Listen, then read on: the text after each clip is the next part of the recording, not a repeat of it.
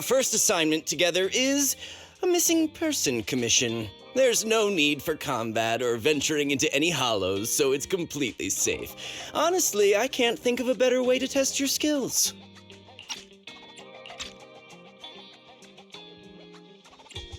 To be honest, it feels like you're just filling your quota with this commission. Don't get me wrong, I'm definitely not trying to pass this off on you. Your ability to navigate the hollow is unquestionable. That's what makes a proxy. But this role involves more than just that, and this commission is a perfect opportunity to demonstrate those other skills. To be honest, the client barely gave us anything to work with, just pieces of info. That's why this is a perfect chance to show off your skills in gathering intel, spotting details, and negotiating. All the makings of a top-tier proxy. You've made your point. Guess we can't refuse now. Let's see the job.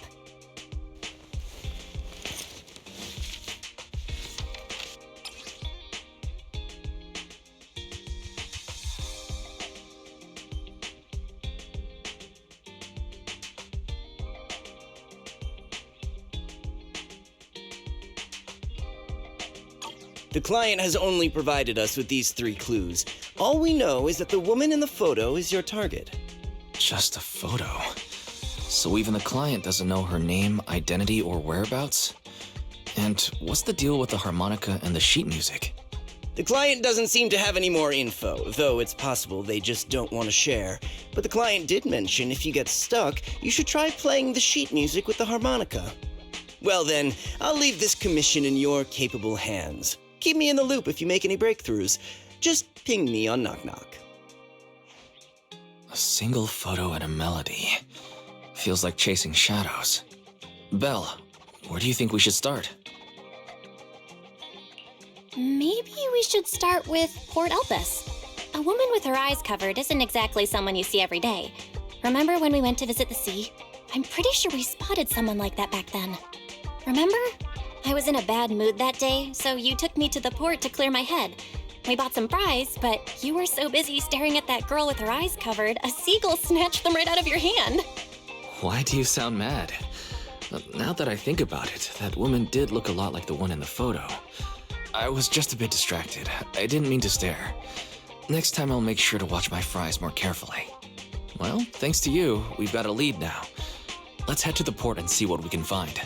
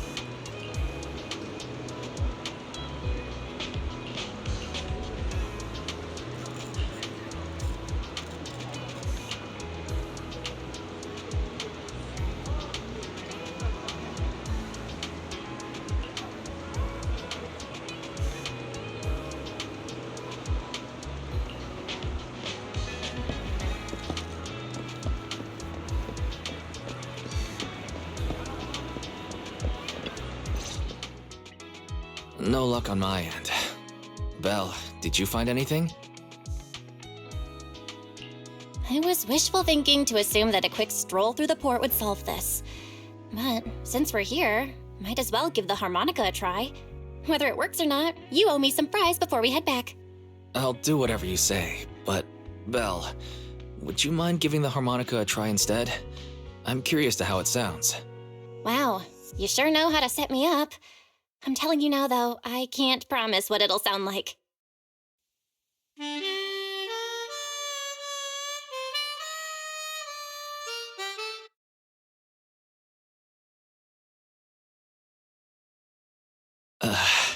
How do I put this?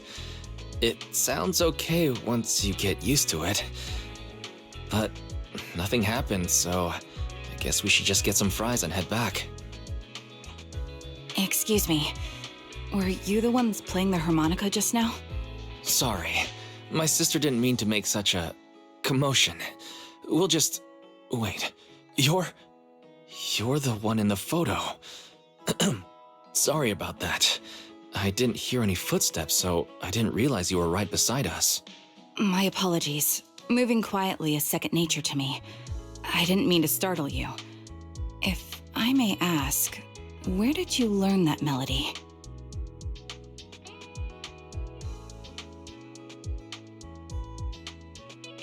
Well, the two of us are proxies, and this song was given to us by a client. We never thought it would actually help us find you. Our client is the one looking for you. Why don't we discuss the details somewhere else? I see. Please lead the way.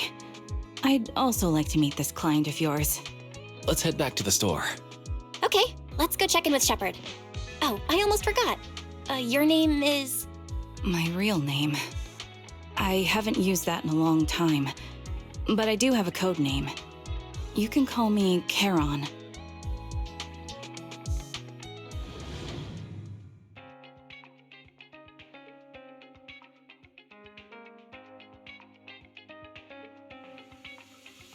Miss Charon, I just reached out to the information broker who posted the commission. He should be here shortly, and you'll be able to meet the client soon. Please take a seat on the couch. I'll get you something to drink. Thank you, but please, don't mind me.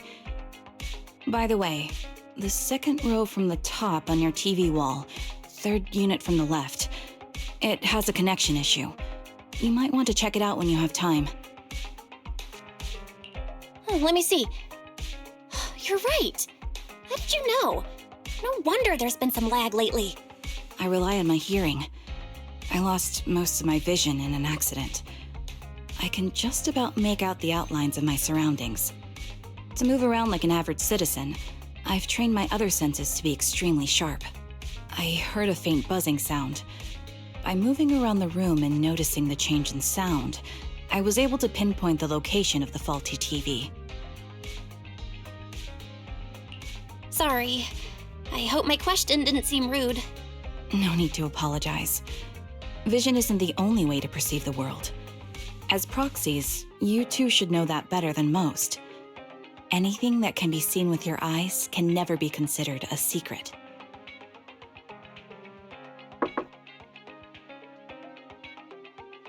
It's me again! You two found the target already? Wow, Faithin, you guys are incredible.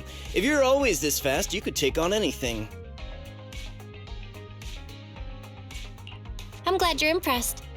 But why do I get the feeling you aren't very happy? You look a little uneasy.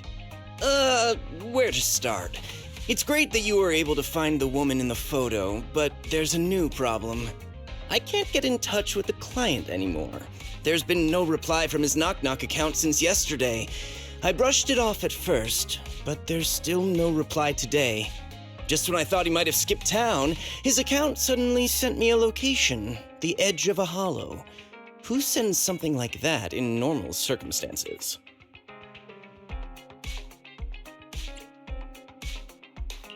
Based on what you've said, there's a good chance the client encountered some trouble involving the hollow. Still, it's too early to say for sure. Either way, I'll keep trying to reach the client. I hope he's alright.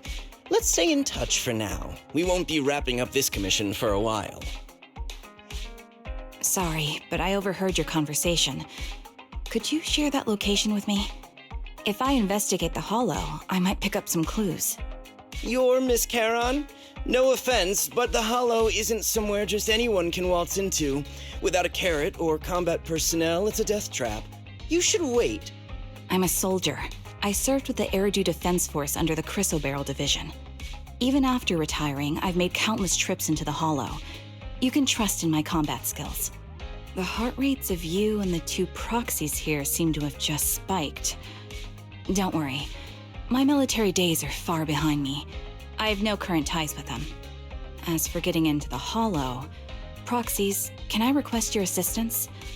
I don't know anyone else who could guide me. I'll pay the commission fee as best I can. If you don't want to be involved, that's fine. I'll think of something. We'd like to find the client ASAP too. I mean, who's gonna cover our commission fee otherwise? Besides, if we said no, you'd just head into the Hollow alone, wouldn't you? How did you know? So that was your plan? You just remind me of how Wise and I used to be. So desperate to find someone that we didn't even care if we were ready or not. Well, since Miss Charon wants to continue to investigate, I'm willing to act as the proxy for no additional fee. You can relax, Shepard. I see. That works for me. With the client still unreachable, my hands are tied. Please, look into the Hollow, and be careful. I'm really sorry for troubling you both. Finding this client is very important to me, so I may have acted a bit out of line just now.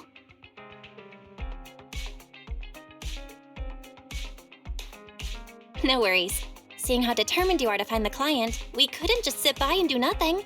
Let's work together to find them.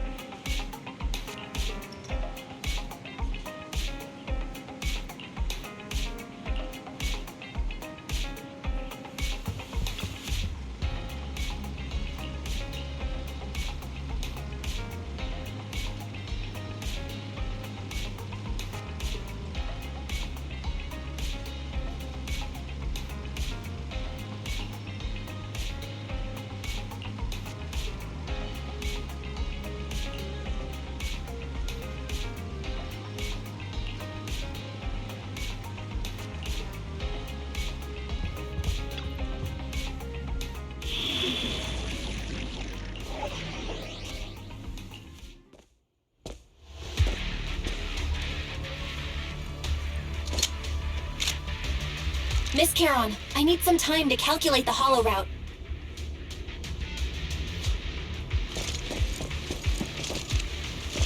Please wait a minute. Leave this to me, Proxy. Actually, I've been to this hollow before for reasons.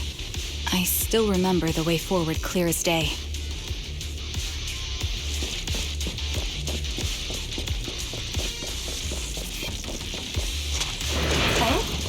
Why don't you wait just a little longer?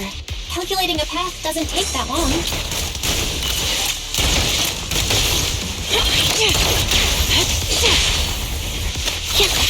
It'd be more efficient to retrace a path I've already walked.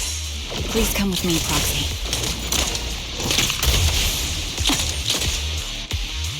Here! Ether vision activate.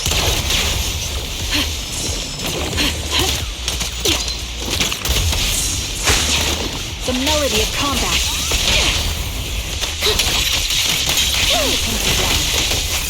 My song moves everyone. Recalibrating. The path ahead. It should be right around here. I wasn't here too long ago. Cornered. One moment, Proxy. I might have misremembered. I just need to think.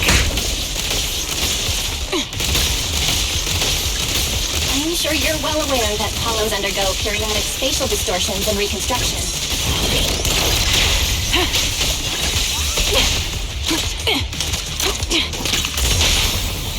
That's why each time we enter, we need the most up-to-date carrot.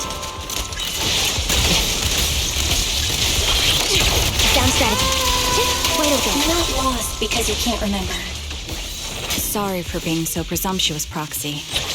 I got ahead of myself and made things difficult for you.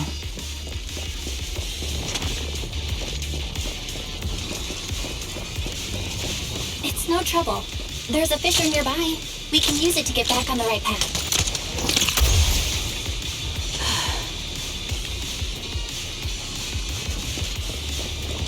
Let me lead the way from here on out.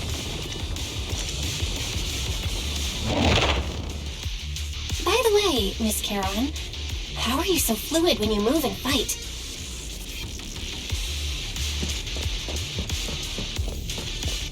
Is it because of your sharper hearing and heightened senses?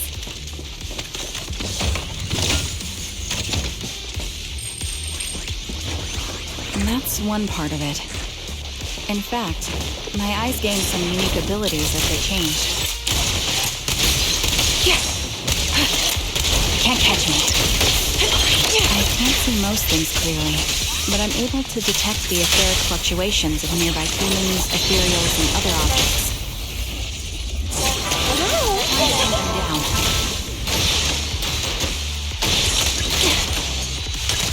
Ether vision activate. I call this ability ether vision.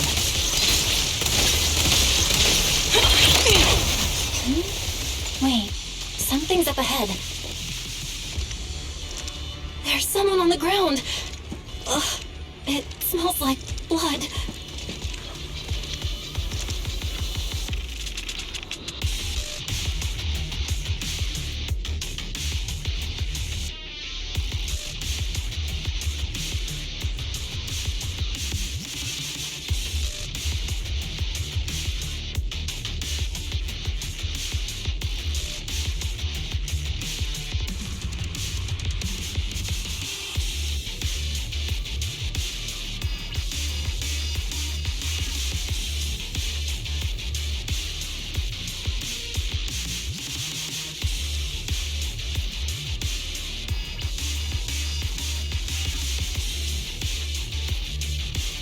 What could have happened?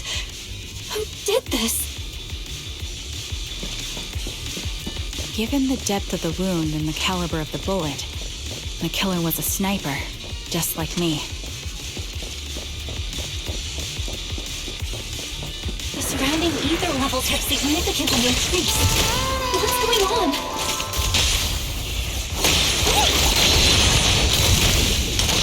Adjusting for wind. Hold on. Let me find what's causing the ether level increase. Ahead. There are multiple devices leaking ether nonstop. That was easy. Can't catch me. You're cornered. Recalibrating. These are high-pressure ether storage tanks, filled with highly concentrated ether.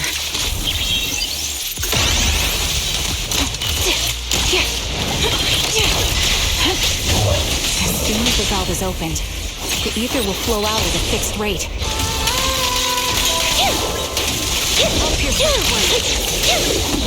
Suppressing fire. Such high ether concentrations will make the nearby ethereals more active and cause more to show up.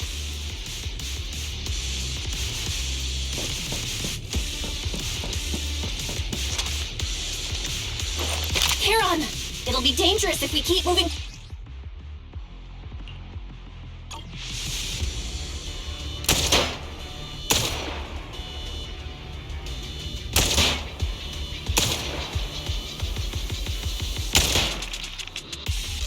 All high-pressure ether tanks have been disabled. We can keep moving.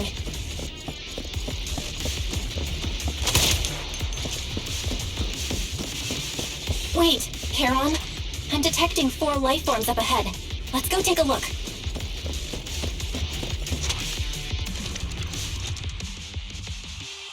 Proxy, there are 4 people over here. They're all still alive. I'm not detecting any ether fluctuations from any other life forms nearby. Great, that's a relief. Charon, can you confirm their condition? Confirmed. 1 is seriously injured. A bullet pierced their lung. The other 3? No internal injuries, just a few minor wounds. They're all unconscious. The one with severe wounds. His etheric fluctuations are nearly completely gone. He's beyond saving. Who are you? Help me. It hurts. So cold. I don't want to die. There must be something we can do. I'll contact the hospital, and we can get him out of the hollow. His internal organs are ruptured. He'll bleed out long before we can get him out. No rescue team can beat the clock when life fades this fast. Am I dying? I just want to go home.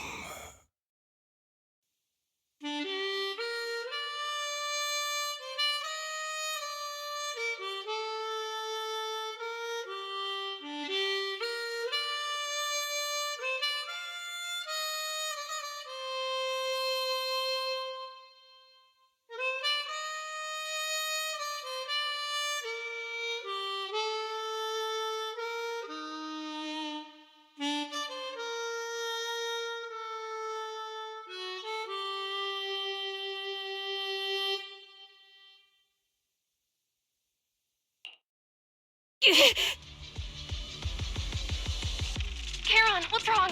It looks like you're in pain. I'm fine, don't worry about me.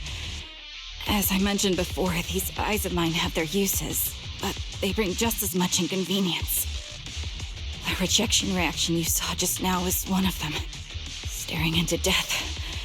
It's not something I handle well. My head. Where am I? Who are you people? I remember now. There was a madman, a lunatic who tied me up and dragged me into the hollow. You're not. I'm not the lunatic you're talking about. Can you stand? There are 2 more unconscious survivors here. If you can, help us carry one of them. Let's get out of here together. Leave? We can leave this place? What about that lunatic who shot at me from the shadows? The culprit should be gone by now. Charon, let's get the survivors out. Follow me.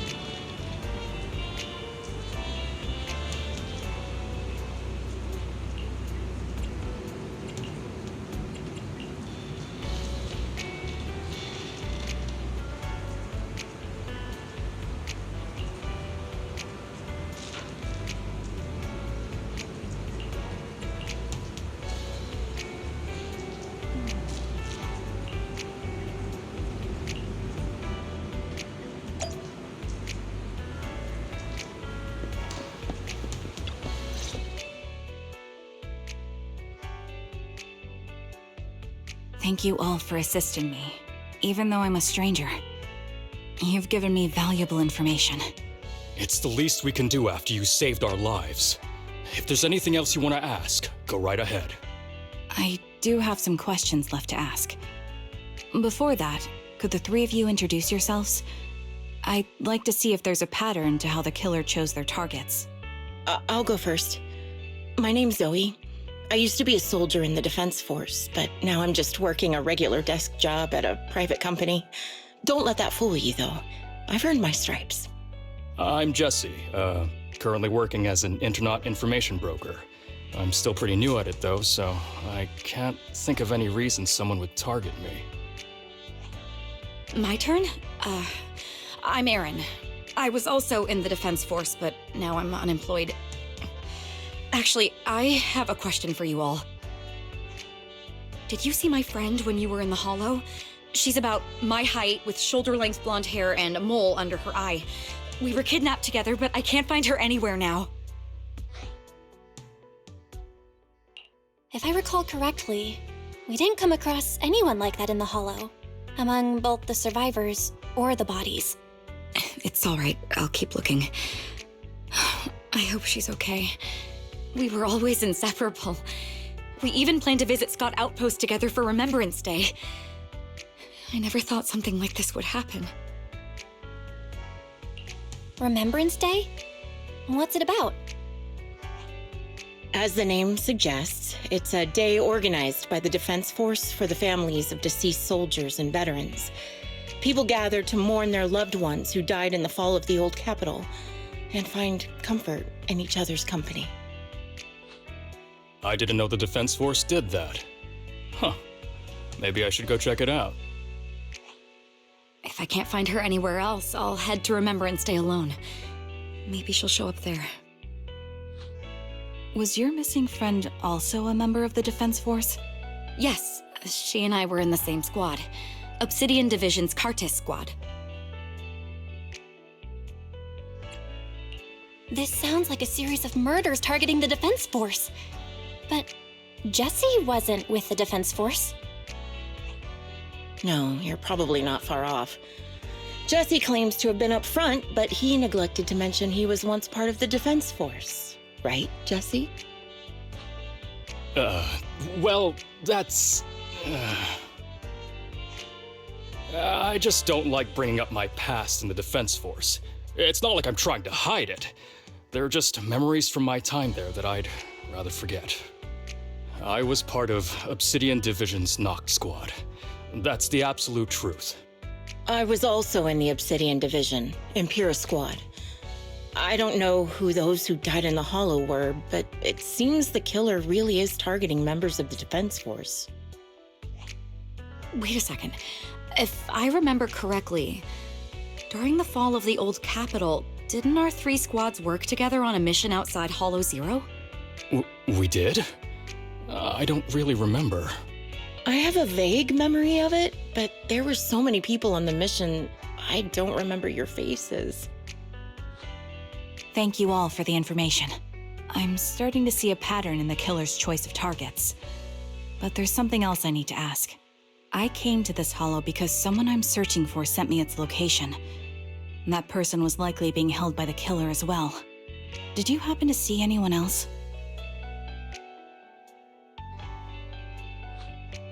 You're not giving us much to go on. At least tell us what kind of person you're looking for, male or female, what they look like. Can't offer much help without that. Sorry, I don't have much else to share. Even so, if any of you remember anything else that may be useful, please let me know. This is very important to me. You don't even know who they are, yet you're so determined to find them. Is it really going to be an issue if you can't find this person? Maybe. I've been searching for someone for a long time. They might be the key to achieving my goal. I see. Whatever happens, I hope you find them. If there's anything I can do to help, just let me know. Thank you. But please, prioritize your own safety. If the killer is targeting former Defense Force members, there's a good chance they'll come after you again. Stay vigilant. Of course. Once I've checked out Remembrance Day, I'm locking myself in my room and throwing away the key.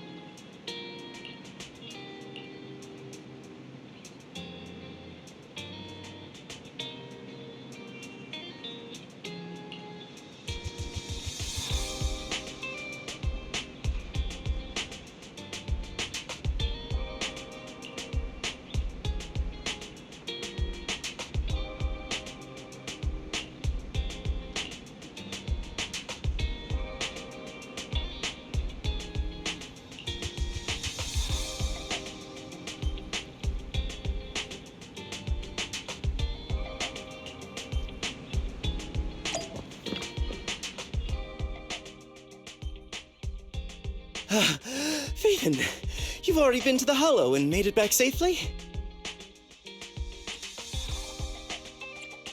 Did you run all the way here? Do you need a moment? We've already been to the Hollow, but unfortunately, we haven't found the client yet. I'm fine. Did you find any clues there? There are traces left behind. Signs of a kidnapping. It's very likely the client was involved.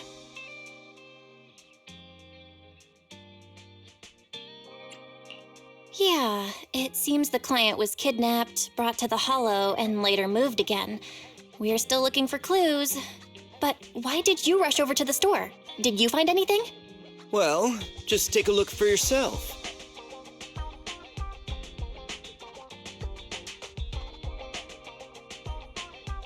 I checked a map of New Eridu.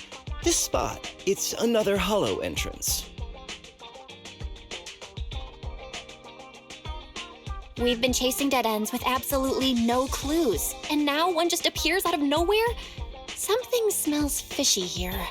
You're sure it's just a disappearance for now and nothing more serious has happened, right? If that's the case, the situation is still manageable. No matter how shaky the clue is, let's keep investigating. Just be careful. Any casualties, and this will become something beyond our control. At that point, stop the commission and contact me. I'll bring in some professional Hollow experts to deal with the situation.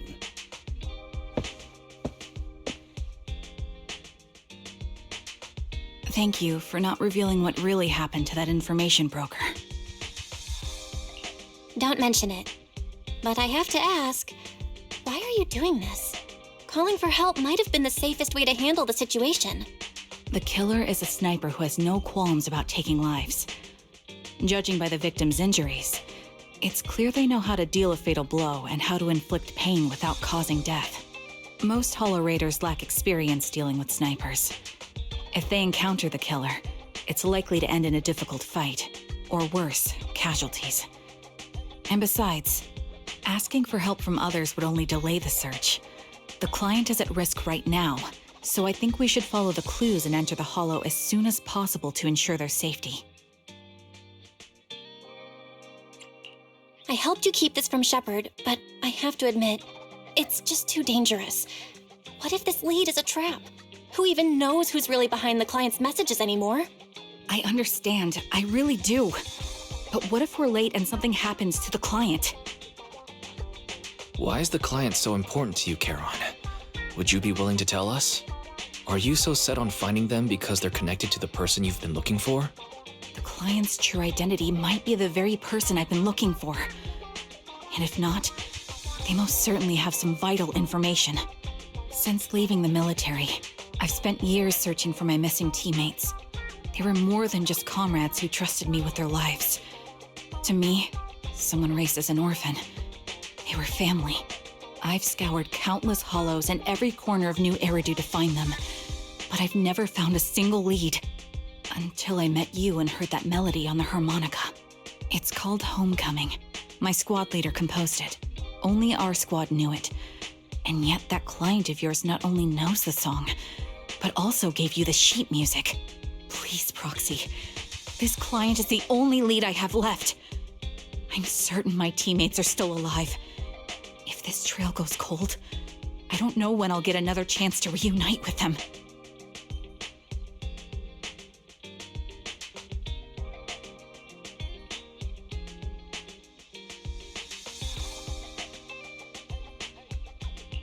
I get how anxious you must feel. Let's face this together.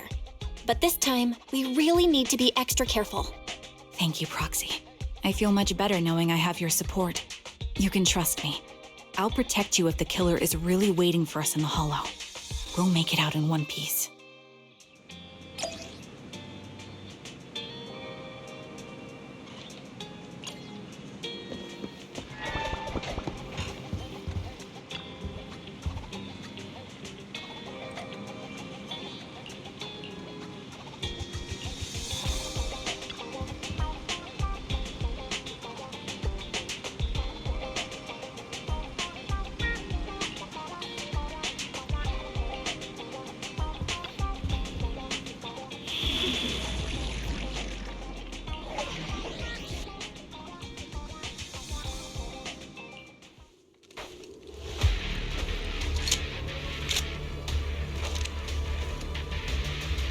Looks like there's something here. Is this a communicator?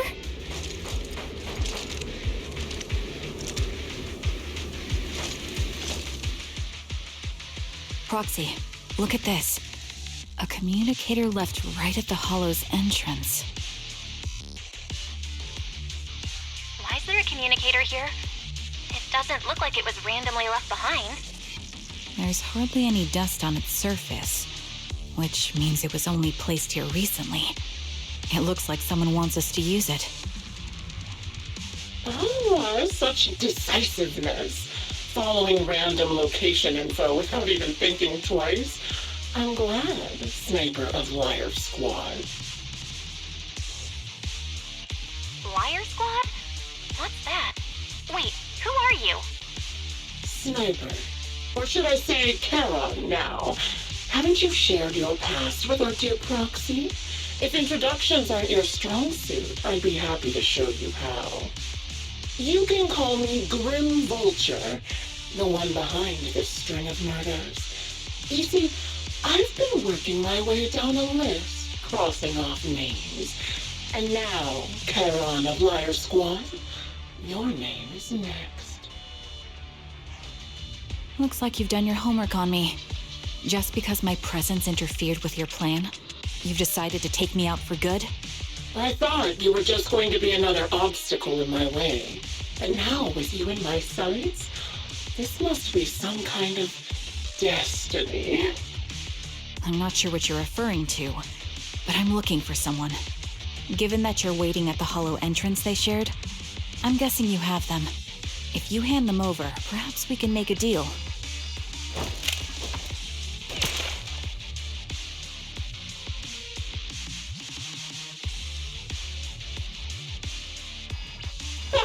So your version of making a deal is stalling for time to locate me and lining up your shots? Can't say I'm surprised. After all, that's exactly what I plan to do too. You seem to have rather unique eyes, but you'll never get the chance to hit me. After all, no one's better at counter-sniping than me. Seems talking won't resolve this, but I'm not averse to using force. Now that's the spirit! If you're looking for someone, why not search the Hollow for clues? Providing you can survive both my attacks and those of the ethereals, of course. Oh, and I've prepared a little gift for all your trouble. I hope you still have that determined look on your face after seeing it.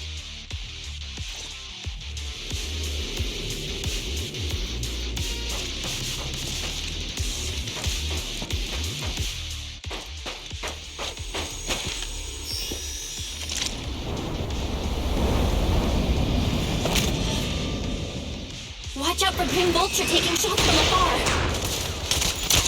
Waiting. Is there nothing we can do?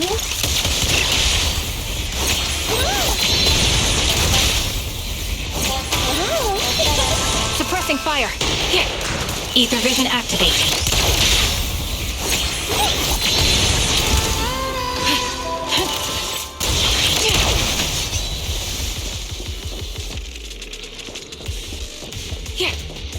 the box. Something feels off about it.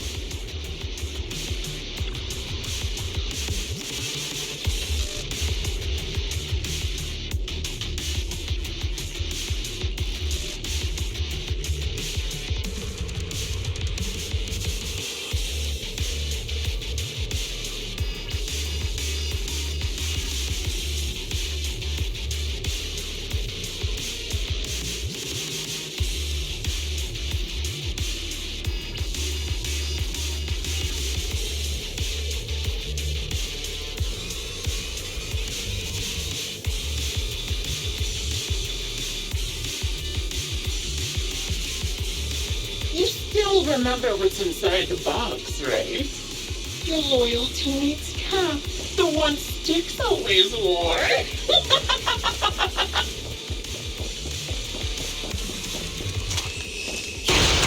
Curious as to how he died? I'll tell you. He took his own life. Now it wasn't much different from being offed by ethereals. Everyone, Take the shot. Adjusting for wind. Ethereals had almost completely taken over his body. He was being corrupted, covered in evil crystals. His core was almost fully formed. oh, that's amazing. Hit the core. He didn't want to be. So he raised the cannon he was oh so proud of, with just one last shell inside. Worthy of combat. Yeah.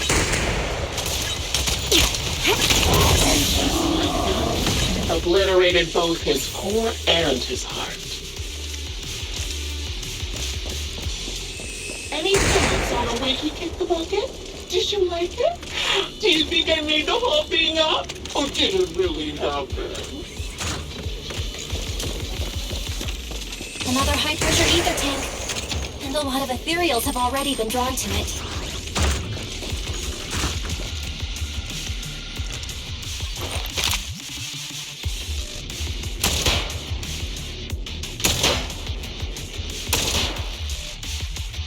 We did it, Proxy. Let's keep moving. I want to catch that murderer as soon as possible.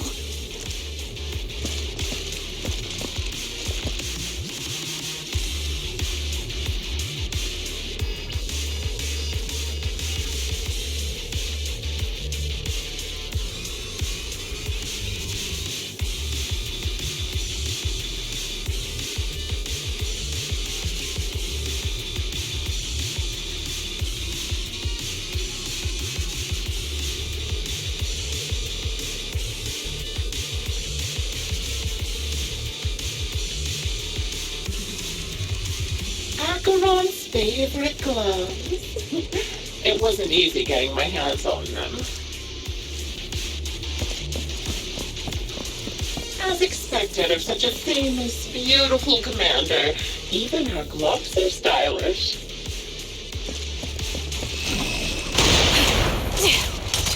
Such a pity. Yeah. Don't you think that's a shame, little sniper?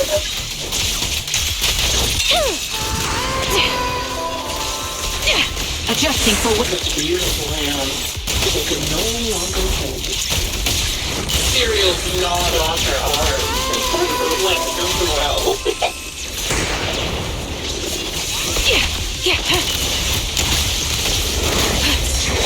But she still has some backbone. She stood tall, even in death. What?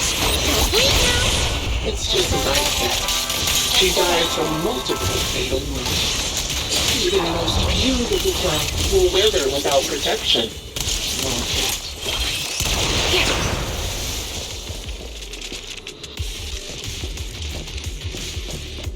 Now, do you think I'm telling the truth or a lie this time? How long do you intend to keep up this game of cat and mouse? Wind. I'll be coming to your hideout soon. Wipe that smile off your face and wait. Wait and see what I'm going to do.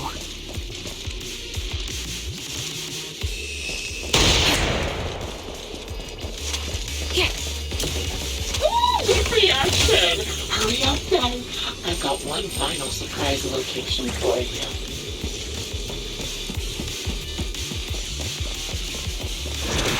I'm sure you figured out the route to get to me. The surprise is at the end of the road.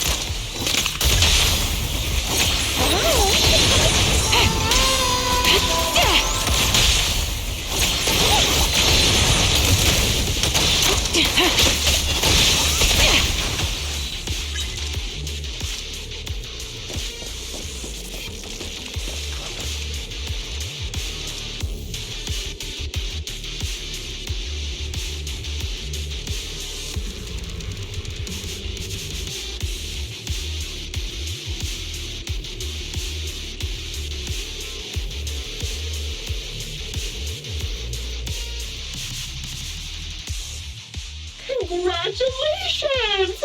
You found the third box. Inside is... Who was it again? Oh, right. A piece of bloody fabric from Cocytus's clothes and some damaged engineering gear stained with Leafy's blood. There weren't enough boxes, so I had to cram them together. They're just a medic and an engineer. Not exactly combat material, right? Surely you're not mad, are you?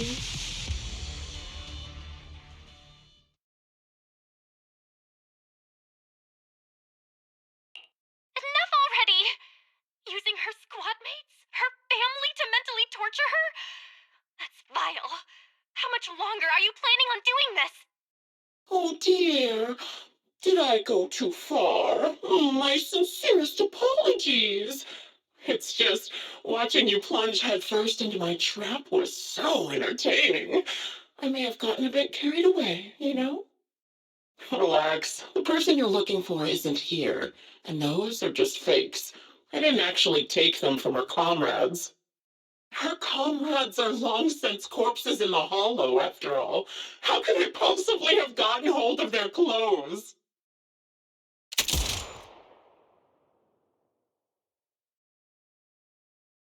A decisive strike to be sure. But as I've already said, your awareness, sight, and experience mean nothing in front of a more skilled sniper. I didn't expect to kill you so easily. There was a subtle change in your ether fluctuations the moment I fired. That was all I needed. You knowing my past makes me feel sick. But after seeing that you're just a coward who feels fear from another's killing intent, it doesn't bother me as much anymore. Coward, you say? How fascinating.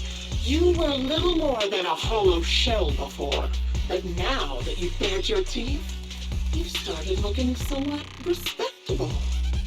I know your composure is nothing more than a facade.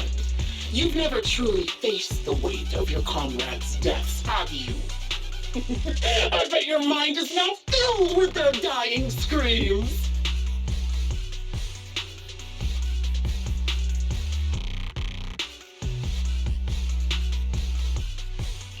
Heron and I both believe her squad is still alive. You can drop the act. Why are you so fixated on Charon? Just because she used to be in the defense force? She has nothing to do with your target. Nothing to do with it? Then why don't you go ask her about it? What surprises me more is you actually believe her teammates are still alive. Don't tell me she dragged you into all this danger without telling you anything. Shut up. If she won't tell you, I will. Those so-called alive squad mates of hers went missing during the fall of the old capital. I'm sure you know exactly what that means. When the old capital fell, countless Defense Force soldiers were either killed by ethereals or became them. The surviving soldiers, struggling to defend themselves, never had the opportunity to carry their comrades' bodies out of Hollow Zero. Obviously, her squad mates, the members of Liar Squad, were among the dead. But since their bodies were never found, she insists they're still alive. Even going as far as to deceive her own proxy. It's laughable. I didn't lie to the proxy. They're alive. I have proof. Someone like you could never understand. I could never understand? You think it's hard to understand your childish thought process? If you really have solid proof, why not tell me? Come on, let's hear it! My eyes. I lost nearly 90% of my vision during the fall of the old capital. But in return, I gained the ability to see what others can't. Every second of every day for years, I've seen my squad mates. Not as fleeting shadows, but vivid and lifelike. They've never disappeared. They're alive, waiting for me to find them. Why else would I have been given these eyes? That's your proof? Did you hear that? Proxy hiding in the bamboo. She spent years chasing after people who couldn't possibly exist, all because of some ghostly visions. You'd rather believe those visions of your teammates are real-time projections than accept that they're dead. What if I told you the way I described their deaths before was the absolute truth? Will you finally face reality? Or will you keep fooling yourself, believing in ghosts? I guess you'll keep deceiving yourself, because that's how you survive. I'm not lying to myself. I really want to find your squad mates who have been missing for years and were officially declared dead? You couldn't protect them when the old capital fell, and now you're just making up stories to fool yourself. To give yourself some so-called reason to go on, you latch on to any stupid excuse. You're just a selfish, naive coward who did nothing and couldn't do anything when your comrades were dying.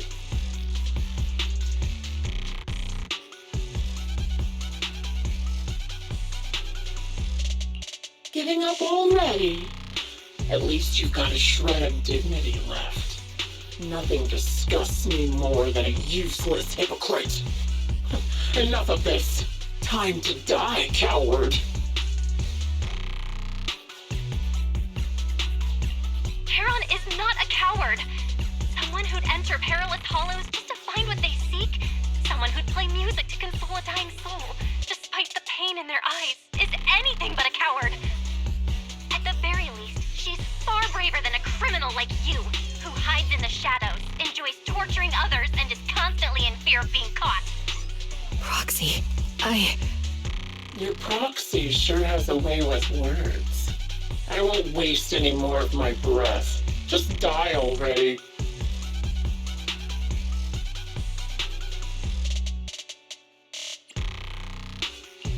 I've completed analysis of the surrounding fissures.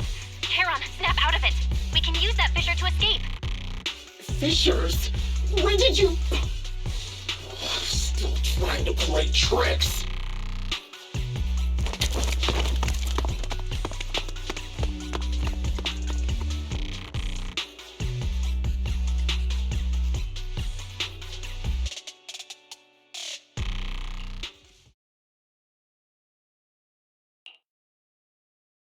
Charon, do you want some hot cocoa? I'm sure you're exhausted after such a tough fight. You should get some rest. thanks, but I'm fine. Don't listen to Grim Vulture. They'd say anything to get under your skin. Once we start doubting the truth, we've fallen into their trap. No, Proxy. I think Grim Vulture has a point. Maybe it's all just in my head. The things Grim Vulture left. When I touched them, I was reminded of the day the old capital fell. I felt the same sensation when I touched an injured comrade. I tried to shake off that feeling, but the truth is, I can't stop thinking about the possibility that all my squad mates are dead. Would you be willing to share more? What really happened to you and Liar Squad on the day the old capital fell? That day, in the first hour Hollow Zero started expanding, Defense Force HQ thought it was just a normal Hollow disaster, and thought they could suppress it with the standard amount of troops. Liar Squad was among the first troops sent there. Before we left, Our superiors promised reinforcements would be on the way to support us in combat, so we didn't need to worry too much about facing the ethereals. But soon after we began the mission, we realized things weren't going to go like we thought. The ethereals came at us like an endless tide. The Hollow expanded beyond control, and more importantly, the reinforcements never came. The Defense Force troops outside the Hollow soon realized this was no ordinary disaster. Hollow Zero was devouring Eridu at horrifying speed. The reinforcement plan was called off, and the promised troops retreated. Honestly, even if they had come to help, it wouldn't have changed anything. I watched as members of the advanced force around me died one after another, or were corrupted into ethereals. Our squad slowly lost the strength to maintain formation. I was a weak point in our formation. An ether shot fired by an ethereal hit my eyes, corrupting them. Because of that and several other wounds, I shortly lost consciousness. I'm not sure how long I was out, but just before losing my vision, I briefly regained consciousness. The last thing my eyes saw was my squad mate standing in front of me, looking back. When I woke up again, I was already back at base. The higher-ups detonated the Shiryu pillars, and finally managed to bring Hollow Zero under control. I don't know who rescued me from the Hollow, but none of my squad mates had made it out. For some reason, the image of my squad mates being the last thing I saw has stayed in my mind. It must be some kind of sign. A sign that they're still alive. Don't you think? They must have continued fighting after I fell unconscious, eventually getting lost in some hollow and losing contact with the main force, left to wander between the various hollows of New Eridu. That must have been what happened, right? The Defense Force? Civilians? No one believes me. So I decided to find them myself. The reason behind these eyes. It's got to be to guide me to finding them still alive. Am I wrong, Proxy? Are these eyes pointless? I knew that's what you thought. Interpreting what my eyes see as proof my squad mates are still alive is just wishful thinking. But if they're really gone, why would I have been given these eyes, which bring nothing but pain? If they're truly no longer alive, how can I apologize to them in person? Tell them I'm sorry. Sorry for being so weak.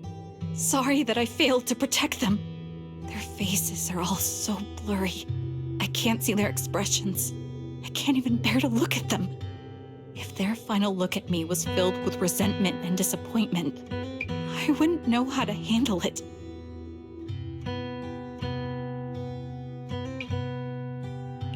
Charon, listen to me.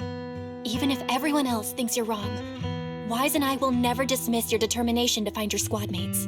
You don't need to make any justifications, because someone close to us is missing too, and we desperately hope she's still alive. Even if the whole world doesn't understand, we will never give up. But I also think being consumed by this obsession, unable to move forward, that's not what those who matter to us would want. Belle is right. Listen, Charon, you're such a kind person. Maybe that's why you feel responsible for protecting everyone and blame yourself when you can't do enough. But you don't have to carry it all on your own. Yeah, right now, the best thing you can do is trust us. We can be sure that Vulture hasn't killed the client yet. As long as we have that lead, there's still hope. We'll support you. No one can dismiss your determination or will. No matter how things turn out, we'll stand by your side and we'll face it together. Proxy, thank you. I feel better now. At the very least, I want to keep investigating. I'm not just going to stop here.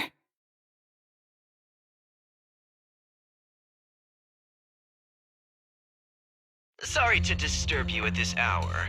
Did you go investigate that new hollow? How's it going? Oh, never mind. The client just shared a new location with me on Knock Knock. They're pretty eager, huh? Which hollow is it this time? No, it's not a hollow. If I'm reading this right, this location is Scott Outpost. Scott Outpost? Isn't that managed by the Defense Force and White Star Institute? What's Grim Vulture up to? It's Remembrance Day. Don't you recall what Aaron said before? They're holding an event right now, and the place will be open to the public. So, they're not trying to lure us into a hollow this time. What's the deal? Are they trying to taunt us? Whether it's a provocation or a trap, I'm not missing any chance to face Grim Vulture. Proxy, will you go with me?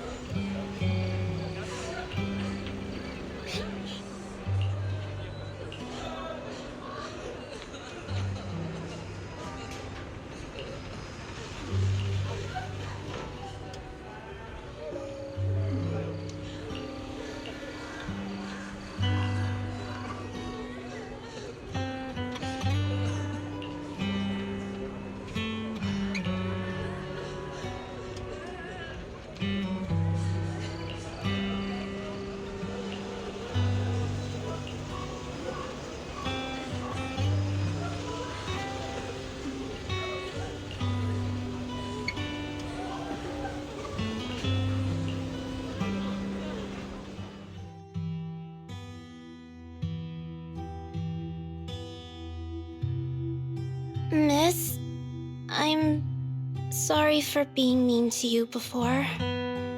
Mom told me you were protecting Dad until the very last moment before you passed out. I shouldn't have said you left him to die. I'm really sorry.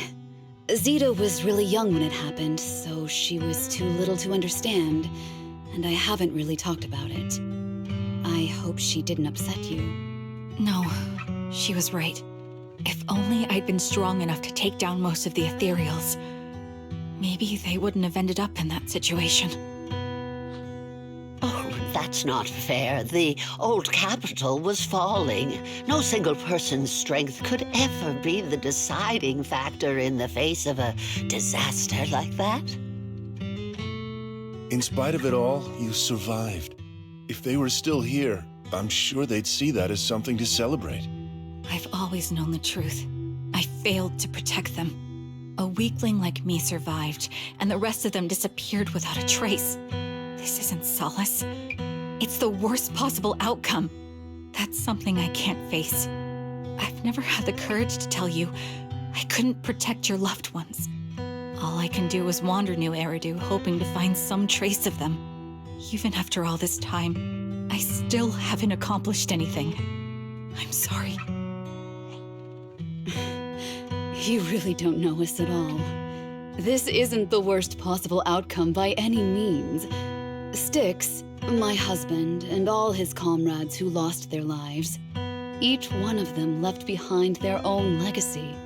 Just look all around you. Everyone standing before you is a legacy they protected that is carried on to this day. After my husband passed away, Zeta and I received survivor benefits. And with all the odd jobs I've been doing, we've managed to get to where we are today. Styx always wanted our daughter to study art, and Zeta's interested in it too. Now, that dream has become a reality. She just got accepted into the art school in Janus Quarter. Mom and I have our tough days, but I often think of Dad's cheerful laughter, and that memory gives me the strength to keep pushing through. One day, it'll all pay off, just like it has now. Thank you for always being by my husband's side, even at the very end. Well, I suppose you must have heard about my condition from my son. Ethel, Kakaitis used to tell me about you. He often took leave or skipped work to earn extra money by part-timing, or to care for you when you were sick in bed. Yes, that's true, but I bet he never told you my illness became so bad that I needed major surgery, and he worked his tail off to raise the money. Who would have thought he would pass before me? I used the benefits from his death for the surgery, and that's the only reason I'm here today. In a way, his passing allowed my life to continue. Every time I think about it, I feel like I need to keep my body healthy and live a few more years. The sights I see, I believe he can sense them from somewhere far away. When I was too weak to take care of him, it was you and your comrades who stayed by his side. Thank you for everything that you've done for him. As for me, well, I'm currently working as a fashion designer. A fashion designer? Is that because of Acheron? It is. I'm sure you remember how much she loved beautiful things. She was always into fashion, so I decided to become part of that world. That way, she can always be with me. I admit I had no idea how fun fashion design could be until I actually gave it a shot. I wish I'd figured that out sooner. We would have had so much more to talk about. Anyway, I'm planning to start my own fashion brand next year. She used to say that after retiring from the army, she wanted to pursue fashion design. I really want to carry on her dream. It feels like my life's purpose. You know, she used to talk about you when she came home for the holidays. How your rivalry pushed her to keep improving. So, thank you. I'm proud of my sister, and I'm proud of you, too. As you can see, all of us have made it to this day, carrying the will of those we loved. So please don't say they left nothing behind. They've always been a part of every pain and joy we've experienced over the years. Please remember, everything and everyone in New Eridu is only here today because you all risked your lives in battle. Thank you. Thank you, everyone. It's been wonderful to hear about how you're all doing and to listen to these words. I'm so glad I decided to come here on Remembrance Day. Speaking of which, I wasn't expecting to see any of you. What brings you here today? I could ask you the same thing, Ethel. Last time I asked, you said you weren't coming. I only came because I suddenly got a DM from Nathan. He said he really wanted me to be here. I'm here because of Nathan's message, too. He was pretty insistent, so I thought he'd be here. But I've been looking around for a while now. I still haven't seen him. So it's the same for all of us. I responded to his message, but he never wrote back. Isn't that strange? Sorry, but who's this Nathan you're talking about? Nathan is Lethe's younger brother. Frankly, out of all of us, he's probably the one who wants to see you the most. He used to be part of the Defense Force himself, and... The day the old capital fell, his squad was responsible for supporting the forces that had already entered the Hollow, which included all of you. He's told us that story so many times. When they saw how bad things were in that Hollow, some of the reinforcements called off their plans and pulled back. He tried to stop them, but there was nothing he could do. He always blamed himself and wanted to find you to apologize. But the truth is, the reinforcements retreating was inevitable. Shortly after their retreat, headquarters issued the official order. We all lost someone in that disaster. And for a while, we resented the reinforcements for their decision. But over time, we came to understand it, and we eventually let it go. There was no avoiding casualties in that battle.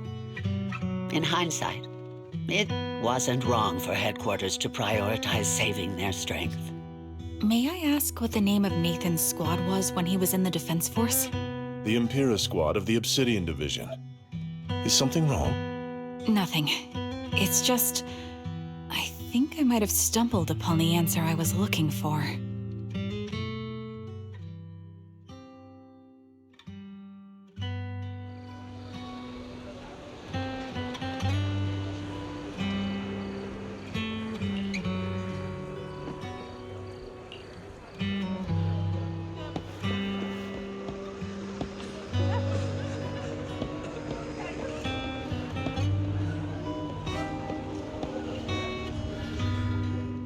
Is that Zoe on the podium?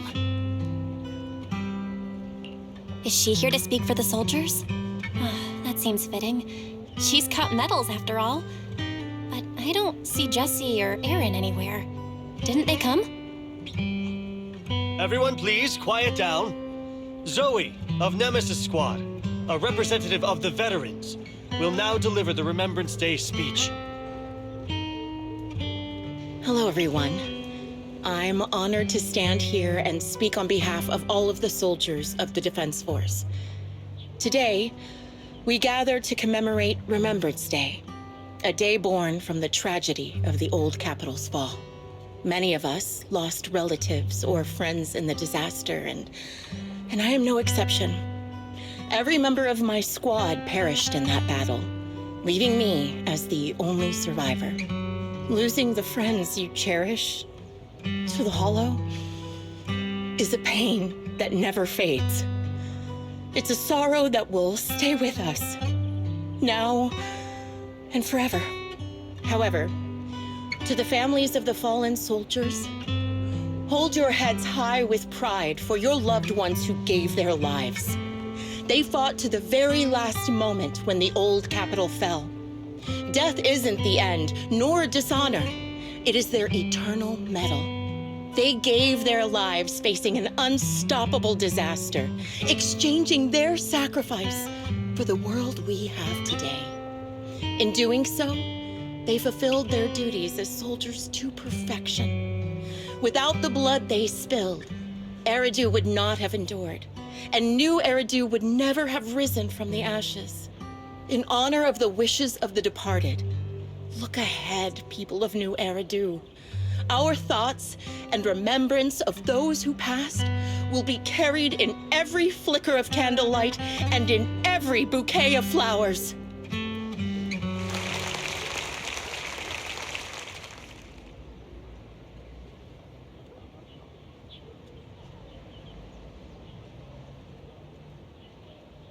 My speech was meant to end here, but since you all seem quite engaged, please allow me to share a little more. The reason you all agree with what I've said is because it offers a way to step away from the pain. That's what the living do. They seek ways to ease the weight of others' deaths so they can find a way to start over. This is the new Eridu of today. A huge disaster consumed the old capital, and the people who survived it keep saying things like, treasure the moment and start fresh to numb themselves, hoping to forget the nightmare. No one talks about the soldiers who gave their lives in Hollow Zero. No one asks why they had to die. The brave gave their lives battling the ethereal onslaught, while the weak survived. This is a new Eridu, built by weaklings. Its order founded upon their way of thinking. Your applause makes me realize you all accept this logic. Each of you had loved ones who sacrificed their lives in the fall of the old capital. And now, you're thankful that someone has encouraged you to move on from them. What meaning does the sacrifice of those who died have if you all choose to forget? Have you never thought about why your own loved ones had to die? And why no one is responsible for their deaths? Miss Zoe, there's not much time left for your, Open your eyes! I'm speaking to those who have lost loved ones! If death is the medal for the fallen, then pain is the cross the living must bear. If you fear its weight and run from the suffering, the soldiers will never find peace in their eternal rest. To tear the wound open once again, so you'll never forget the searing pain. That's the real meaning of Remembrance Day. I don't agree. Charon, I didn't expect you to be here for Remembrance Day. How are things going with your search? Seems like you have something to say. Among the people standing here, there's a woman who raised her daughter with the survivor benefits left by her husband. Another who's been able to carry on with her life thanks to the final efforts of her child. And yet another who's found purpose because of the influence of his late sister. The will of the deceased lives on in every person here. The soldiers who died during the fall of the old capital fought for this. The future that their loved ones are making for themselves now. The old me might have agreed with what you said, but someone taught me that pain and hardship can lead to hope. They helped me see that hope could be inherited, not just destroyed when life fades. That's why I believe the departed didn't leave us wounded or with a heavy cross to bear, but with a melody. Each of us holds a harmonica that plays the melody of life. At first, it may sound awkward, but it will eventually flow smoothly, taking on our own style, until it merges with our soul. You seem quite certain about what you're saying. Tell me then, what kind of melody is left behind by those we've lost? I'm not sure. I can't picture the exact melody, but I trust the answer I've chosen. And I trust everything I've seen and heard. A vague and insubstantial answer, isn't it? I was right about you, Charon. From the moment we met, I knew we'd never really understand each other. I'm sorry you feel that way. Everyone, I apologize for taking up your time. My speech ends here. Please feel free to continue with your visit.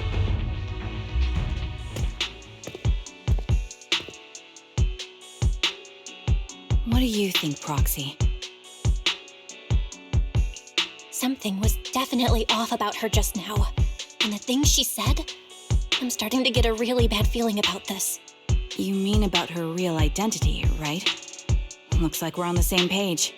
Shielded by her identity as a decorated soldier, she seemed pretty confident that we wouldn't confront her directly on military ground like at the outpost. She arrived so brazenly and left without a care. If I'm right about this, she'll be trying to contact us again in no time.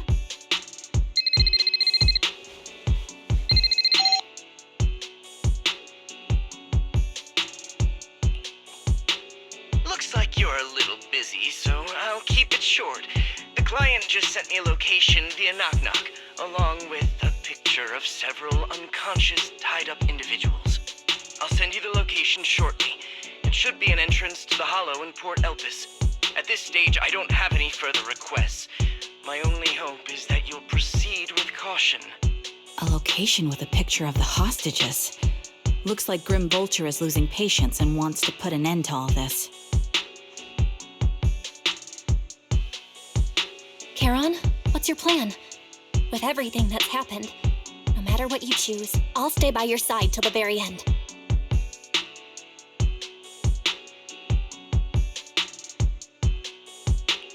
I've made up my mind. Proxy, please accept my official commission. Help me venture into the depths of the Hollow to rescue the client and any other hostages. It's time to put an end to this. It's up to me to stop Grim Vulture. Stop her from crushing everything in front of her with that heavy cross.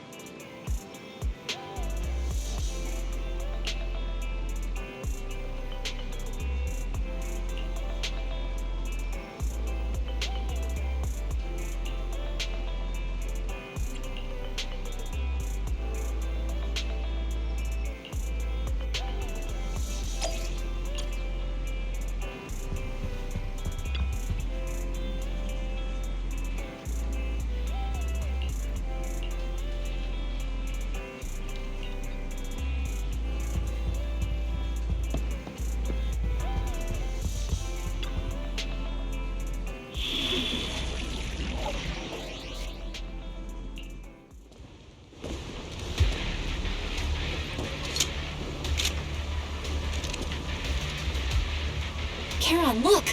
Another communicator.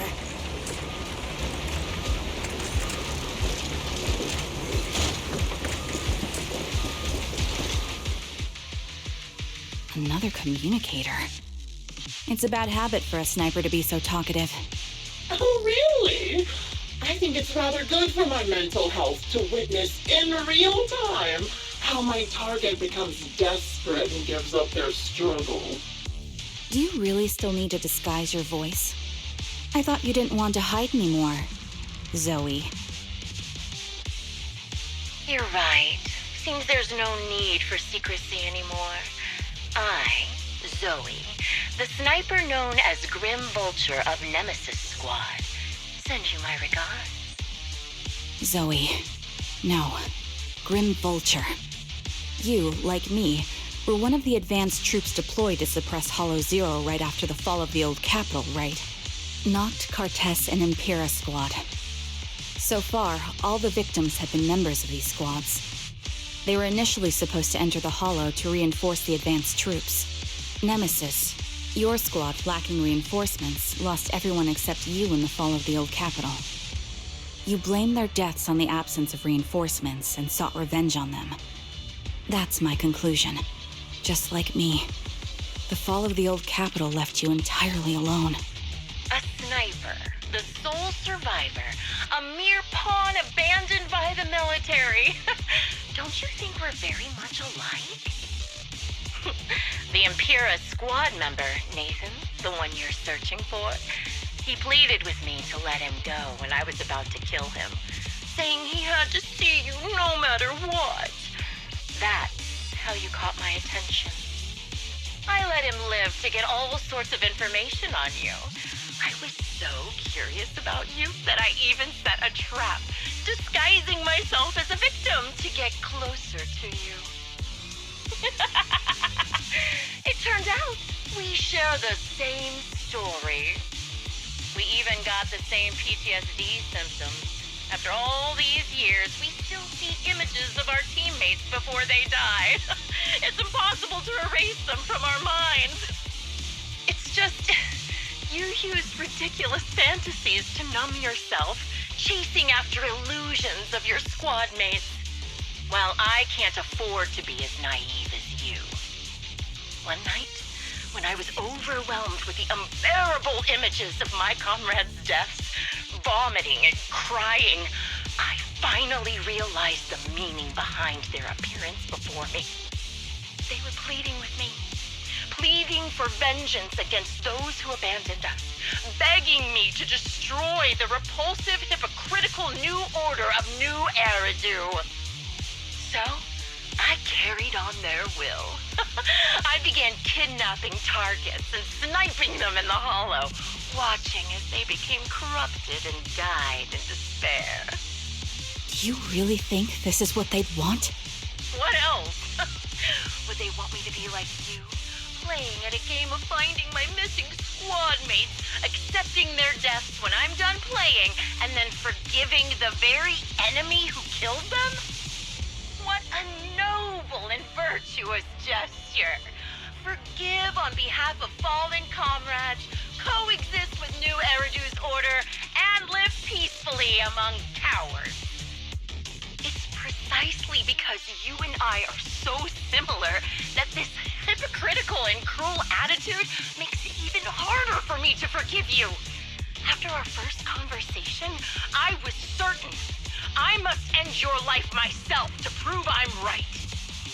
That's exactly what I wanted to say to you, too. Because we've suffered the same hardships, I can't accept the path of destruction you've chosen. Jesse, Aaron, Nathan, the client I've been searching for, and any other targets of revenge you've set your sights on. They all feel regret and struggle over the choices they made back then. But you can't see any of that. You didn't target the higher-ups who misjudged the situation, the dangerous ethereals who killed your comrades, or the ones responsible for the fall of the old capital. Instead, you went after the easiest targets. Grin Vulture, as a sniper of the Eridu Defense Force, you have failed in your duty. To preserve the will and hope left by my comrades, I'm going to put an end to your actions right here! That suits me just fine. A sniper should let the gun do the talking. Make it to the deepest part of the hollow alive, and I'll meet you with nothing but raw malice.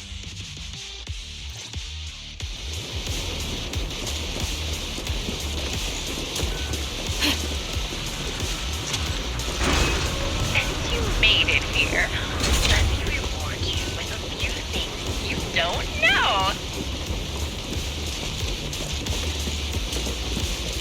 Nox, Cardus, Impura, and many other squads.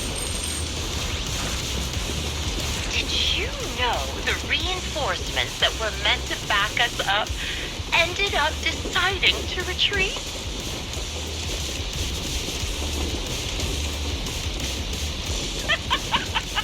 Relying on a show of hands to vote, isn't that ridiculous?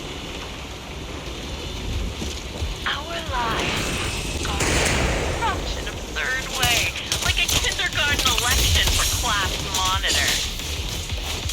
But my song needs everyone. So, when I killed them, I employed the same method. I made the dozen or so people I captured vote on who I should kill first. You wouldn't believe how funny it was.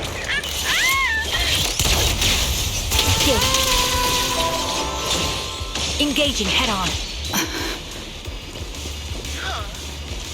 Laugh! Why aren't you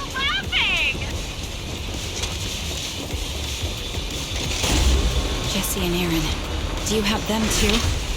Or are they already?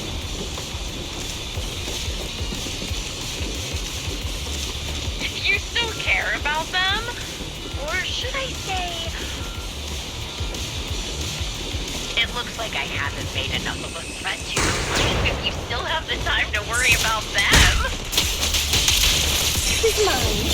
Take the shot. Recalibrating. Why not leave their fate hanging as an unsolved mystery? Normally that's more suspenseful, right? Ether vision activate. In any case, when you stumble into the underworld with your insides spilling out, you'll give it to them.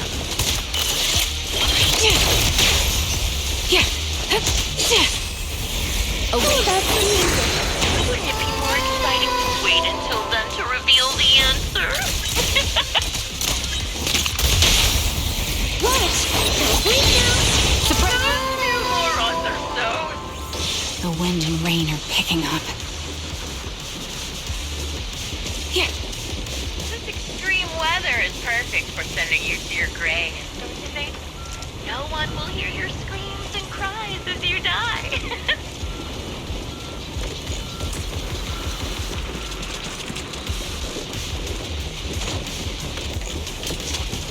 By the time the rain stops, the only thing left will be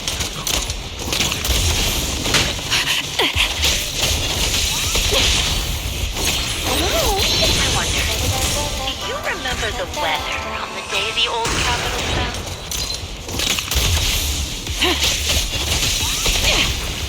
It wasn't heavy rain like now, but the sky was just dark. Both your teammates and mine, they all perished in a place like this. You made it. Part of the hollow lined up. Ah! Such determination deserves praise! Now, time for the final showdown, Skipper.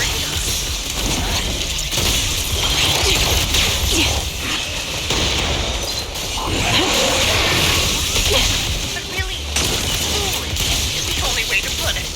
What sniper would ever confront their enemy head on?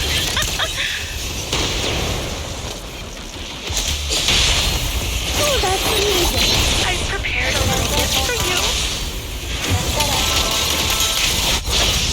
I made it the teacher of the series by abducting a high-ranking officer.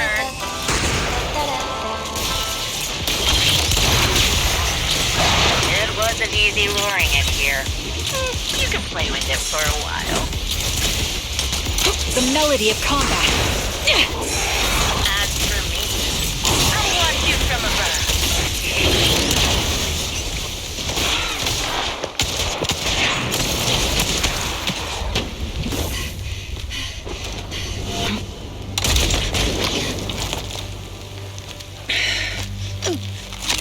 The real failure as a sniper is the one who's been forced into a corner, like you!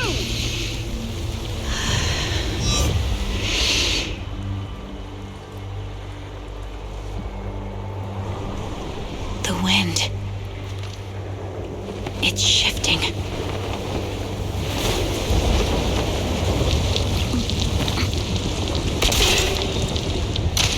I won't fall for your distractions so easily. I will surpass you with my own melody of victory.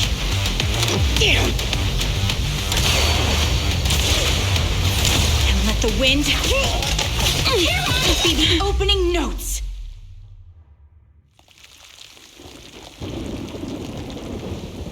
Charon? No! Wake up! Charon! What's this?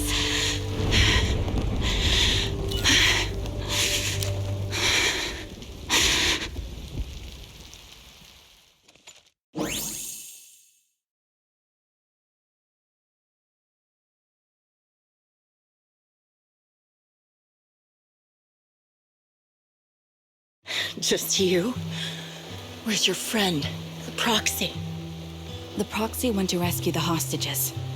I want to speak with you alone. A sniper should always monitor the changes to their surroundings, factoring the environment into their tactics. Being blinded by the intent to kill and failing to take this into account was your downfall. Didn't expect to be lectured by a youngster. What a disgrace. When my view was blocked, I realized you'd used the visual blind spot to reposition. So I adjusted my aim accordingly. But I still couldn't hit you. Your prediction and accuracy were spot on. I was just saved once again by this. By both this harmonica and by my former comrades. Are you trying to say that this is destiny? That it's the will of my companions guarding me? I lost to the wave of ethereals, to the military's betrayal. And now I lose to your reckless actions, driven by some ridiculous fantasy. Your fantasy, your attitude, your very existence, and the outcome of this battle. They are the greatest denial and insult to my revenge. Yet you're emitting a much calmer ether energy now. Almost as if you found relief. My vision is fading. I can't see my comrades on the brink of death anymore. My wounds are fatal. I don't feel any pain. Relief. It's not such a bad thing. Did you intend for me to kill you from the start? Let me answer that question with a story. The first time I saw you was actually during the fall of the old capital. My comrades were all dead, and the reinforcements the higher-ups promised before the mission never came. I can't even remember how long the fight went on. Ultimately, I had no choice but to retreat, failing to bring back my squad mates' bodies. I made my way through one battle line after another. The advanced troops were nearly wiped out. But when I reached a certain front, a small squad of survivors called out to me. Few people can still stand after such severe corruption and injury, but all 5 of them were still fighting. They were protecting a girl who had lost her sight and fallen unconscious while searching for a way out of the hollow. They told me they were beyond saving, and if I planned to retreat, I must take the girl with me.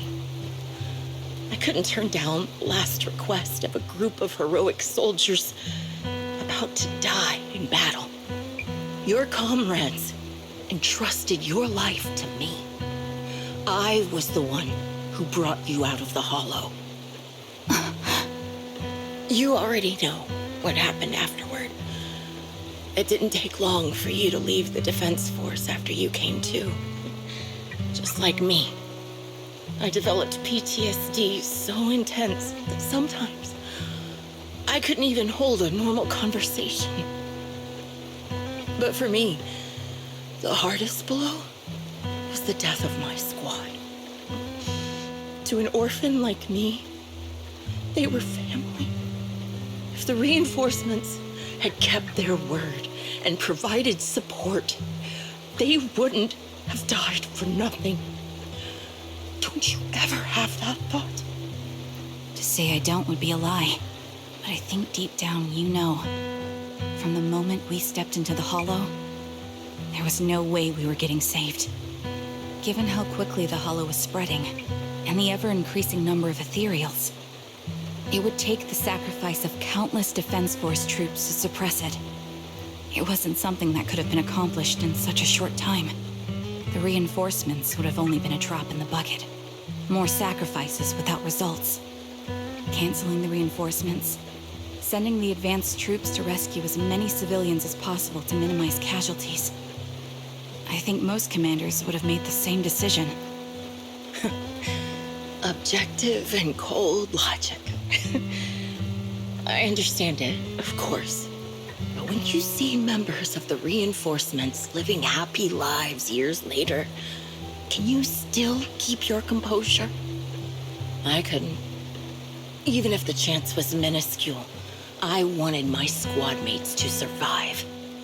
But they turned that chance to zero, and still have the nerve to embrace a peaceful future. I can't help but resent them. By the time I realized what I'd done, I had already taken several lives. Nathan. When I tied him up and was about to kill him, he begged me to spare him, saying he had something to give you, no matter what. That was when you re-entered my line of sight. I think I've said this before. We're very similar, yet we have completely opposite beliefs. After meeting you, I became even more certain. In the face of suffering, I chose destruction, while you were destined to choose to protect. But you're still entangled in your obsession with your squad mates. If this continues, you'll eventually sink into a void of despair. Your hope is like a bubble, ready to burst at any moment. The version of you I want to kill is the complete one, who can firmly reject my answer. If you haven't found your answer yet, then I'll be the one to push you forward. I kill you, or you end me. Either way works. But after seeing your growth, maybe I'd prefer you to step over my body. That's the final answer. Why? Emptiness and doubt. No matter how many targets of my revenge I took down, nothing changed. Aiming my gun at former comrades, drowning in hate and rage, all it left was a hollow emptiness. But you're different. You've gained unconditional trust from the proxy. You have the courage to fight through my trap. And eventually, you'll have a melody that's uniquely yours. My belief has faltered. I finally remember. My squad mates were fools just like you. You're right. They would never want me to become this way. I talk about carrying their cross. But in truth, I never carried their will. So be it. Take the hostage and go. A villain stained with the blood of others deserves nothing but a miserable end. I'm looking forward to how long you'll be able to protect those in front of your eyes.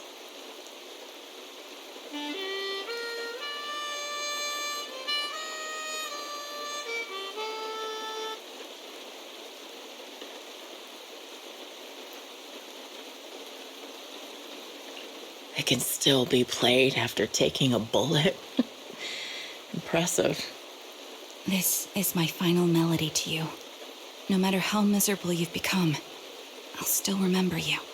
Remember we once shared the same path in life. But in the end, our paths diverged.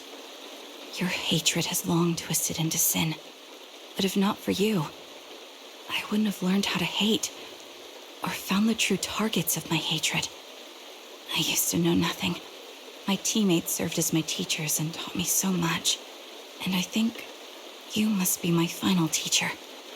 You taught me, in the most intense way, what hatred truly means. Really? So you found someone you want revenge against, too. That's good.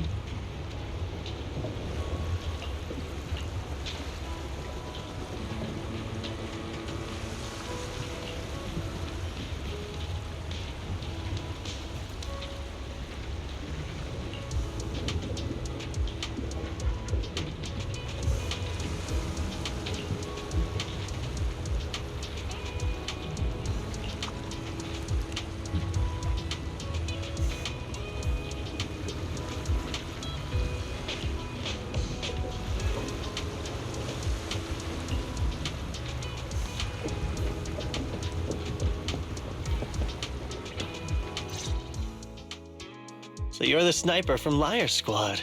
It's nice to finally meet you. And you must be the one who's been searching for me. Nathan, the younger brother of Lethe. It's good to see you safe and sound.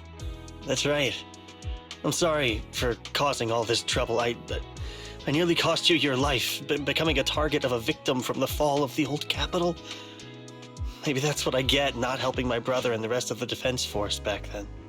When the reinforcements decided to retreat, I spoke out against it. I had family among the soldiers already in the Hollow, but I didn't have the courage to take that step. The one that might have cost me my life.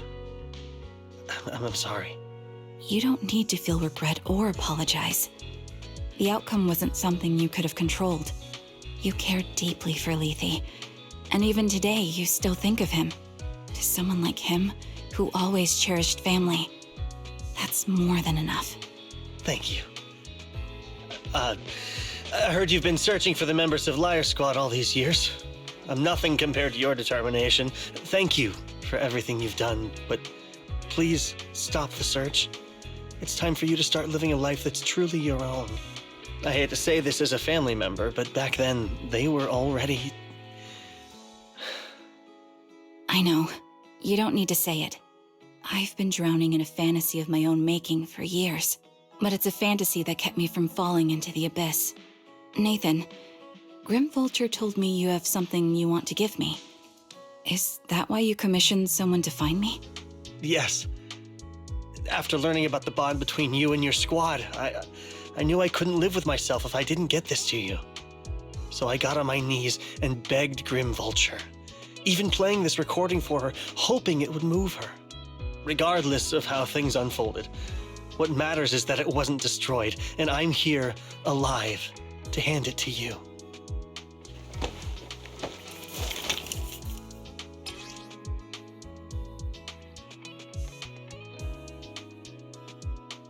I found this while going through my brother's belongings. It's been tucked away for years. There's a recording on it, and I think it's a gift Liar Squad made for you, but never had the chance to give you. Thank you so much. Do you mind if I listen to it now with the proxies? Wait, with us? I thought we were just here to collect the commission fee today. Go ahead. As for the commission fee, I'll pay it to you both shortly, so don't worry about that.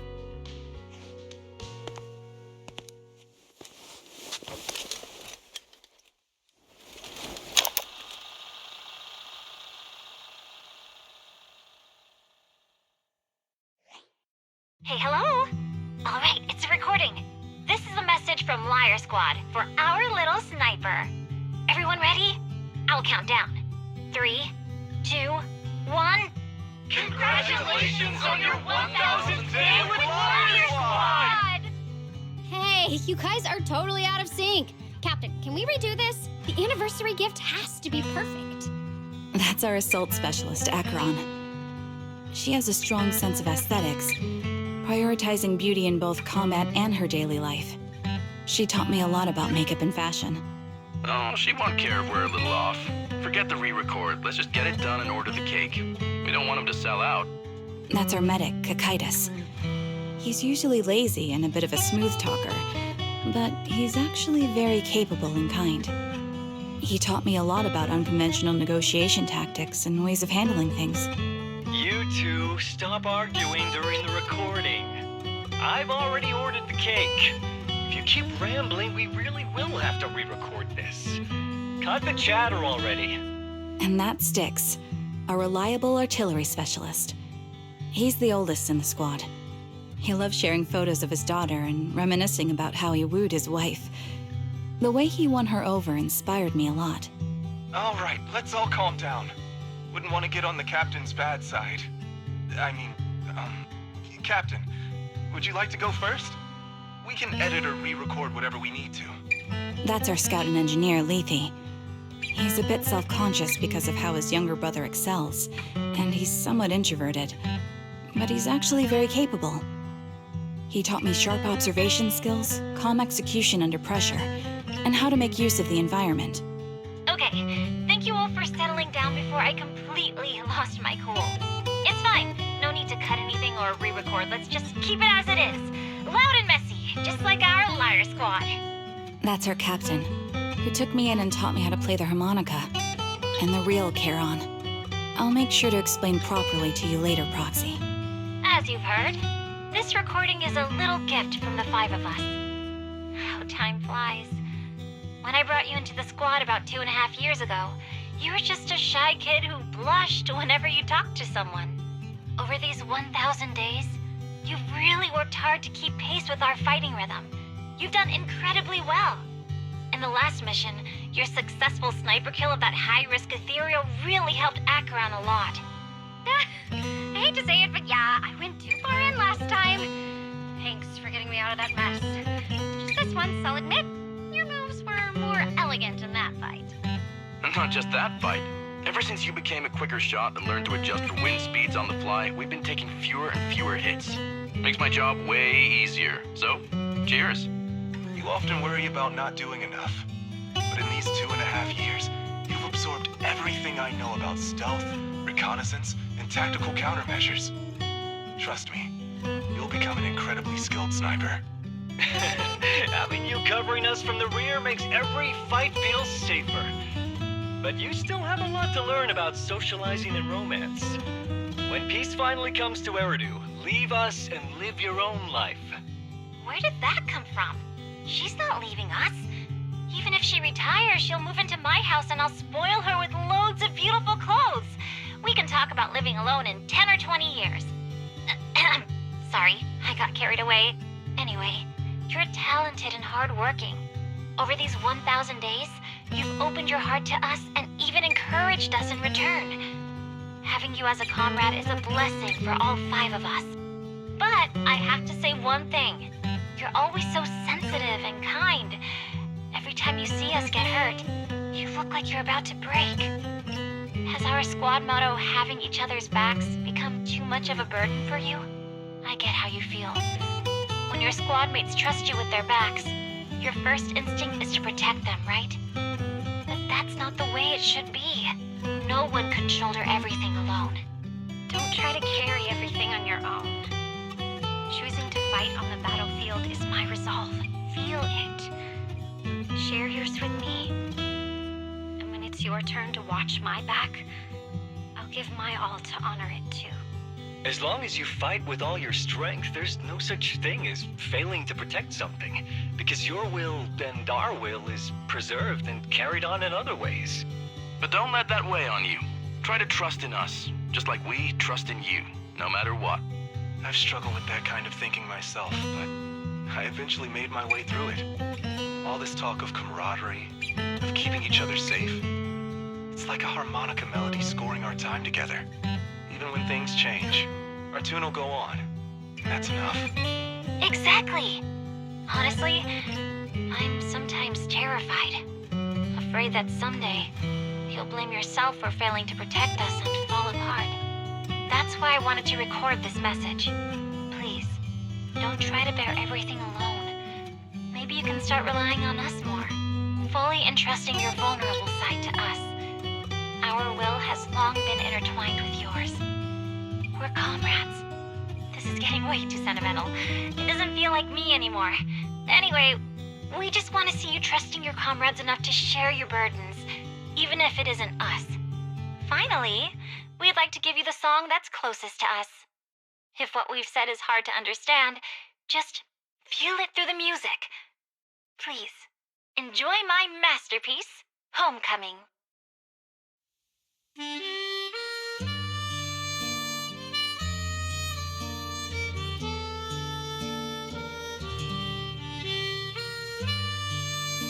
Proxy, do you remember? I was once terrified of seeing the look on their faces. Yes. Can you see them clearly now? Yes, crystal clear. As if I've returned to the exact moment of parting. So this is our last glance. This is the answer you wanted me to find. Thanks, guys.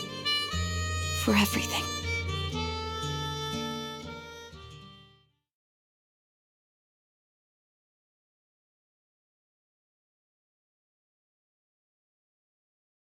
Proxies.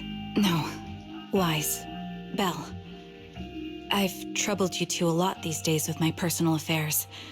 Words can't describe what you've done for me. It's no trouble at all.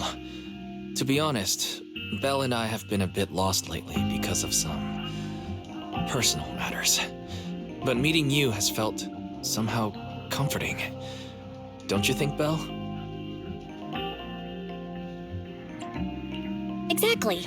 We got something out of the experiences we shared. At the very least, it's brought us clarity. I guess our wills have always been aligned, haven't they? Yeah. When I was trapped in self-doubt, unable to get out, I'm glad you were there with me. You're right. We've already entrusted our backs to each other as comrades. And because of that, because we are comrades, please, hear me out. Maybe you've already noticed. I'm sorry, but I've been keeping something from you. Charon isn't actually my codename. As I mentioned before, Charon was my captain's codename. When I met both of you for the first time, I didn't want to tell you my codename, because I thought someone who couldn't protect their squad mates had no right to one. So I lied. Captain Charon was an orphan like me, with no family to mourn her. I've been using her codename because I may be the last person in the world who still remembers her. But I understand now. If I want to keep moving forward, I can't keep hiding behind a lie. My true codename is... You don't have to tell me right now. At the harbor, Nathan spoke to you privately. Was he offering you a chance to return to the Defense Force? Yes. He said he still has a friend in the Defense Force who's currently forming a new squad. And if my goals align with theirs, I could consider joining them. So, what's your decision? Where will you go next? After everything that's happened, I think I do share the same goal as that friend of his and the new squad they're building.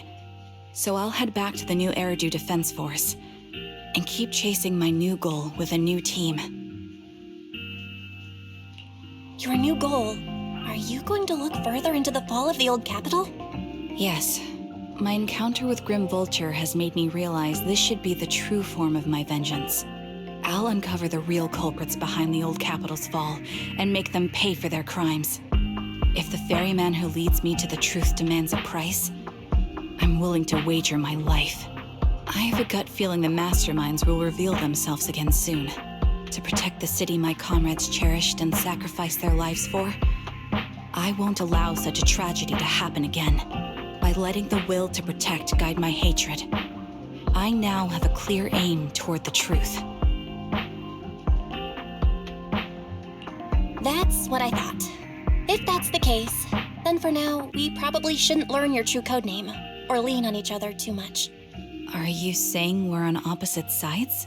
No, we might walk different paths. Those paths will lead us to the same destination. It's just that, for now, we can't say any more than that. To be honest, after facing an enemy as ruthless as Grim Vulture, we're reminded of our own powerlessness. Watching you fight back, almost losing your life to a bullet, that feeling, we're nowhere near strong enough to protect you, and we're not strong enough to open up about our pasts either. Sorry.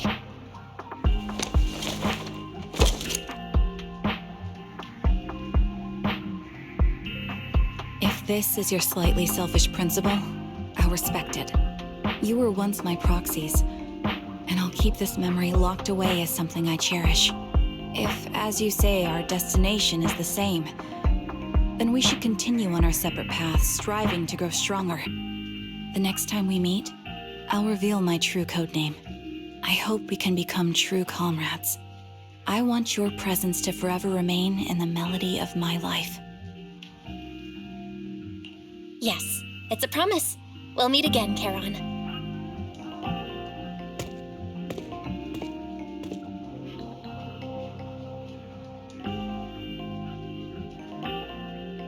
Hello. I'm the sniper from the former Liar Squad of the Chrysoberyl Division, recommended by Captain Nathan, originally of the new Eridu Defense Force's Obsidian Division, Impera Squad. Yeah, I heard about you from my superior. You're the one who dealt with the serial murders targeting the Defense Force, right? Well, the new Eridu Defense Force is ready to welcome you back. Let me confirm a few details before taking you to base. Which squad are you applying to join? And did you have a code name during your previous service? I'm applying to join the Obsidian Division's Obel Squad. As for my code name, Trigger. I was Trigger of Liar Squad.